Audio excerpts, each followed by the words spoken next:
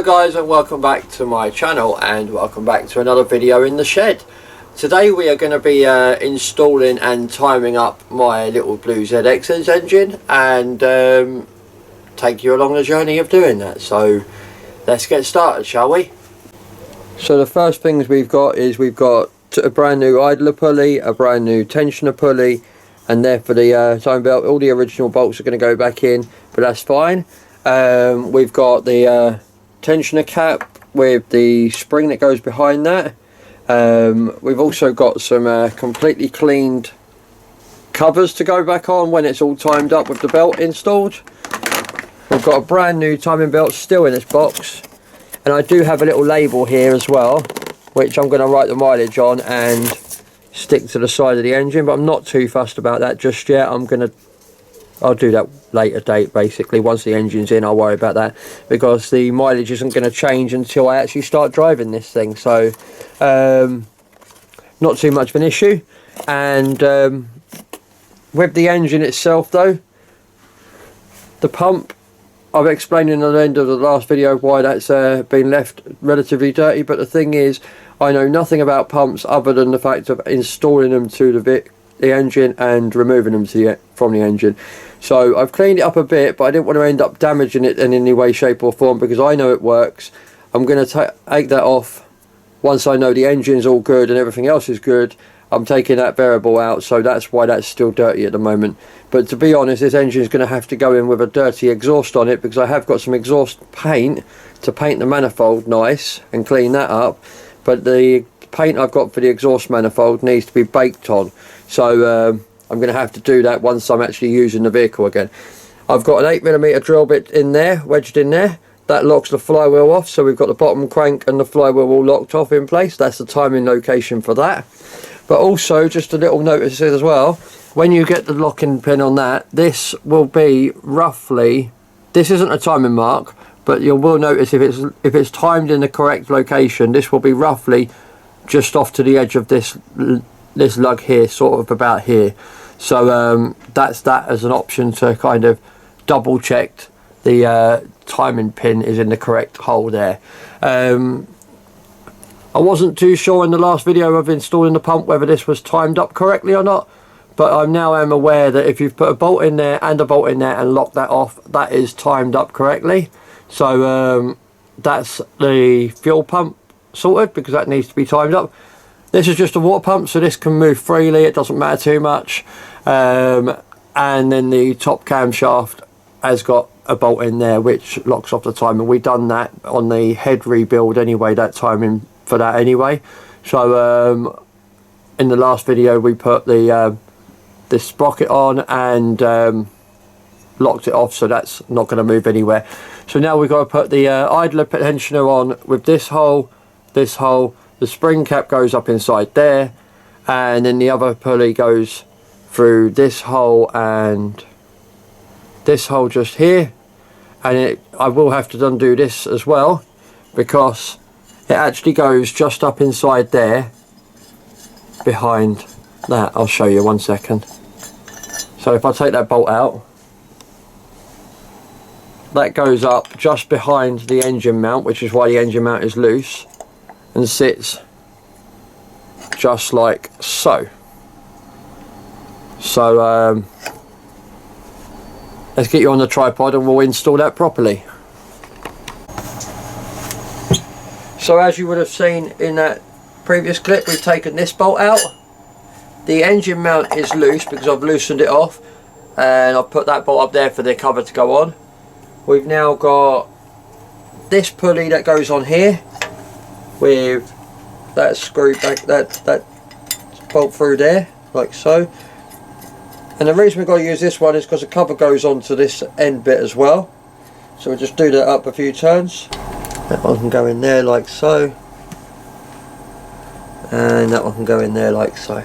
Right, so basically I've put these bolts in, they're all nice and tight, I've tightened the engine mount back up. Let's get the other one on. So first of all, that needs to go up inside there like so, but this is under quite a serious tension, so this is probably going to be that little bit awkward. Right, so I chose to cut you short there because I've decided to just do it because it was really quite awkward, if I'm honest. So I've got that pulley on. What I've actually done is I've left this set up how I was done to use it. I've got my angle grinder's long bar, because it's got a bit of a angle on that. Wedged that underneath the actual the plunger there. Used some needle nose vice grips to hold that in place whilst I put this bar on, and I've loosely put this bolt in up the top here because I need to leave these ones loose anyway. The bottom pulley can be tight because that's not going to go anywhere. This one needs to move, so I can move it back, pull it back on there, and that's what that nifty little square's for. I'll show you that in a little while. Basically this needs to be able to move so I can put the belt actually on. So what we're going to do is we're going to take these vice grips off like so. You'll hear that dropped back like so, and then we're literally just going to pull this out like that, and that now leaves that with the tension directly onto there.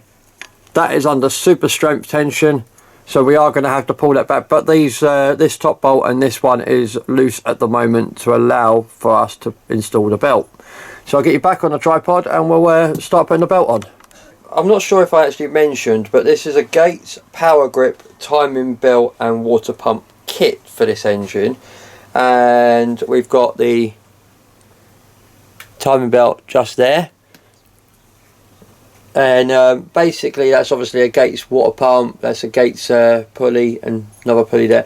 What we've literally got to do is we've literally got to just put this around there like so, around there like so, making sure all the teeth line up nice and neatly into the slots.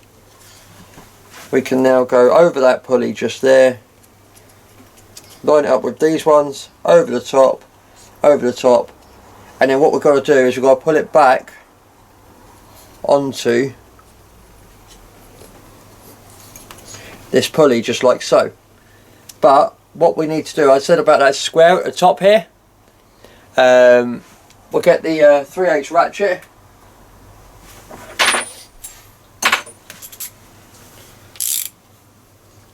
So we've got the 3/8 ratchet on a small extension. This 3/8 ratchet square is perfect size for that.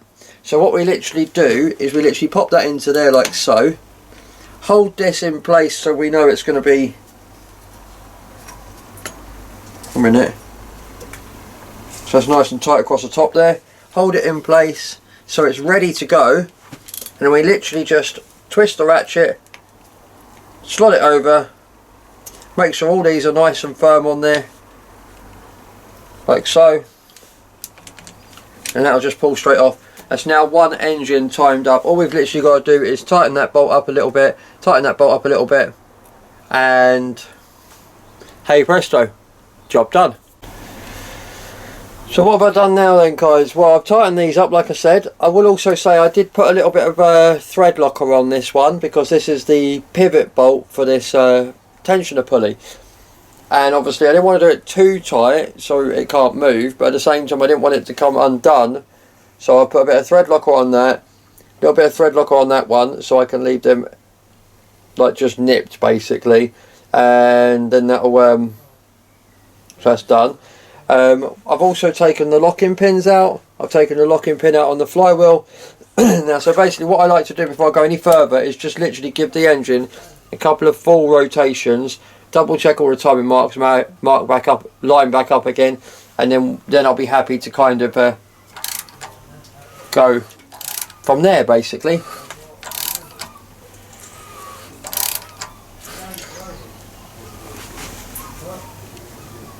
So we've got one full rotation, that's off, they're off, that's in time, that's fine. Next rotation, everything should line up.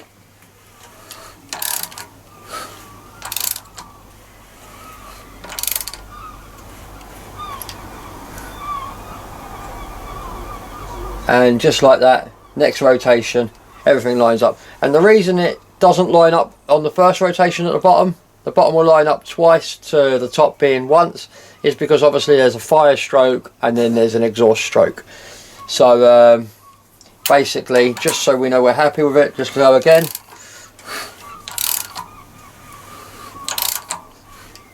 So like I say, bottom crank lines up, These don't, but that's perfectly normal. That's the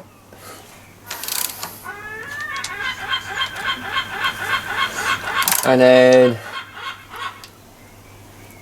now everything's lined up. Fuel pump, top crank, bottom crank, all lined up. Lovely. So what we'll do is we'll get some covers installed over this now. Let's just get this bolt out. We're going to put this bottom cover on first, and we'll put that on there like so. There's a couple of screw holes. There's one literally just here and one just there, and they go into this point and this point. There's a hole here which goes over that bit, and then literally we just put that on like so. Two little 11mm nuts, bolts rather. Keep saying nuts and bolts, so the wrong way round. That can go onto there. So just do these up quickly. We've got a bolt that goes through just there, and we've got one that goes through just there. Now this one goes through the back here, so around about here where my finger is, just below the pulley. And then this one goes through this point just here. So we just literally pop that on, allow that to lock into place.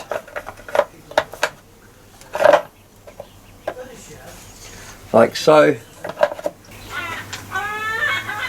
We've literally got a couple of 11mm bolts again.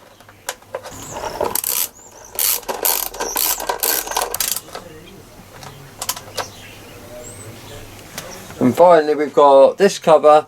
Now this has got a slot which goes over that point there. We put a nut onto that, and we've then got a hole at the top which goes through this thread just here. Just like so.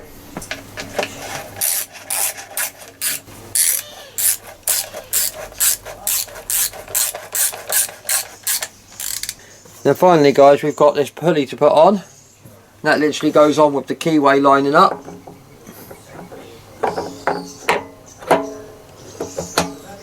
This bottom bolt that you would have seen earlier in the video to help me rotate the engine. So I've got the pulley bolt in. I've got it locked back off because we need to tighten this up to 40 Newton meters.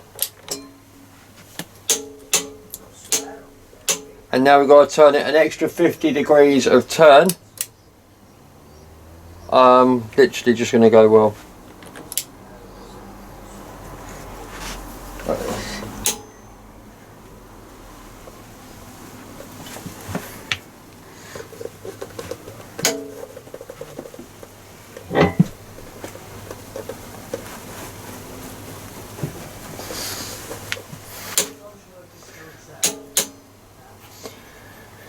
Right, so go to turn it an extra 50 degrees of turn. I've done it an extra 90, so that's fine by me. And I know, yeah, I should have done the angle gauge, but I started here and it's now here. That's more than 50 degrees of turn, so I'm happy to leave that. So guys, I'm going to finish that video here, and if anyone wants to complain about me not using a torque angle gauge, I just thought I'd show you on here. At the top we've got 0, and if we then bring it round, it's got 30, 60, 90. I only had to angle it to 50, which is right up there, only a little bit of a turn. So where I started parallel to the engine and ended up with a 90 degree angle to the engine, I've more than tightened it enough. So it may be a little bit too tight, but it was just quicker than getting this all set up, because this is really quite awkward to use at times, especially in awkward locations. So I am toying with the idea of looking for something as an alternative for this, but I'm not too sure what else I could use at the moment.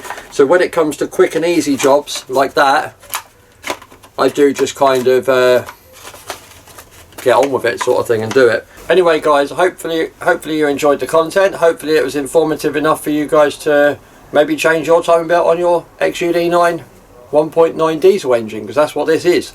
So and these are in Peugeots, Citroens, they're in a few different things. Just before I go guys, if you would like to see what I get up to outside of YouTube, you can head over to my Instagram page. Also I will leave another amazing video just in this top corner, and if you would like to subscribe, please consider subscribing. You can do that just in the bottom corner down here. Take care guys, stay safe, and I'll see you in the next video. Bye.